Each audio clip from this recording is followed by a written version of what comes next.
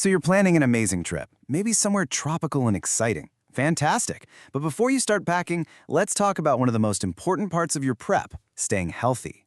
We're going to walk through the World Health Organization's guide on malaria prevention so you can just focus on having an incredible adventure. Let's dive in. All right, first up, a little pop quiz for you. When you think of things that can go wrong on a trip, you're probably picturing, lost bags or a delayed flight. But what if the biggest risk was actually tiny, silent, and could find you pretty much anywhere in the tropics? You guessed it, the mosquito. This little insect can pack a really big punch because it's a carrier for malaria, a super serious and sometimes fatal disease. It puts millions of travelers at risk every single year. But, and this is the important part, don't let that scare you off. The great news is that with the right preparation, it is absolutely preventable. So, let's start by looking at the risk. You can almost think of traveling to a place where malaria is common as a bit of a gamble, but it's a gamble where you can totally stack the odds in your favor. And to really understand what's at stake, just look at this number. In 2022 alone, there were an estimated 249 million cases of malaria around the world. Now, most of those are in local communities, but travelers are definitely at risk too. That number is huge, I know, but it really just drives home why being prepared is not just a good idea, it's essential. So, how do you make sure the odds are on your side? Well, it all comes down to your prevention playbook. The absolute best way to handle a risk like malaria is to have a rock-solid defense before you even think about zipping up your suitcase. Okay, the cornerstone of this whole playbook is a word you're going to hear a lot: prophylaxis. It sounds complicated, but it just means taking medicine to stop a disease before it even starts. When it comes to malaria, this is your first and most powerful line of defense. Seriously, think of it like invisible armor that protects you from the inside out. Now, when you talk to your doctor about these anti-malarial pills, you'll find there are basically two main kinds: pills you take every single day and pills you take just once a week.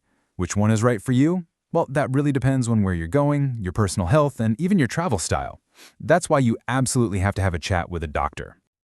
Okay, let's take a look at this table. It breaks down 3 of the most common options based on WHO recommendations. You've got daily pills like atovaquone/proguanil and doxycycline, and then a weekly one, mefloquine. But check out the differences in when you have to start taking them and for how long you have to continue after you get back. See that for doxycycline? You're taking it for a full 4 weeks after you get home. It's these kinds of details that make talking to your doctor so crucial. They'll help you pick the perfect one for your specific trip. But that internal armor, the medicine, is really only half the battle. The other half is all about what you do when you're actually there, on the ground, to build up an external shield. And really, this all boils down to one thing: stopping that mosquito from biting you in the first place. So, use a good repellent on any exposed skin. Wear long sleeves and pants, especially around dawn and dusk when those little guys are most active. And think about where you're sleeping. Rooms with good screens or air conditioning are your best bet to keep mosquitoes out. And speaking of sleep, the World Health Organization has some really clear advice on this. As they say right here, insecticide-treated mosquito nets are much more effective than ones that aren't treated. So, if you're staying somewhere without secure screens, a treated net is going to be your best friend for a good, safe night's sleep. Okay, now, even when you've done everything right, it's always smart to have a plan for the worst-case scenario. So, what if, despite all your preparation, you start to feel sick? Yeah, it's the question no one wants to ask, but every smart traveler has an answer for it. Being able to spot the signs and knowing exactly what to do next is a vital part of your travel health plan. First things first, you gotta know your enemy. The classic signs of malaria feel a lot like a really bad case of the flu. We're talking a sudden high fever, crazy chills, a pounding headache, and just deep, aching muscle pain. If you feel any of this during your trip, or even for weeks after you get back from a risk area, you need to get medical help immediately. Now, if you're traveling somewhere really remote, where a doctor might be hours or even days away, the WHO suggests carrying a standby emergency treatment kit. Let me be clear, this is not a substitute for seeing a doctor, but it's a critical backup plan. The whole idea is if you develop symptoms and you just can't get to a clinic, you can start the treatment yourself to fight the infection. Again, this is something you'll want to discuss with your doctor before you go. Okay, so let's tie this all together. I know it might seem like a lot to remember, but it really just boils down to a simple but really powerful framework for staying healthy no matter where in the world your adventures take you. So here it is, your 4-step plan.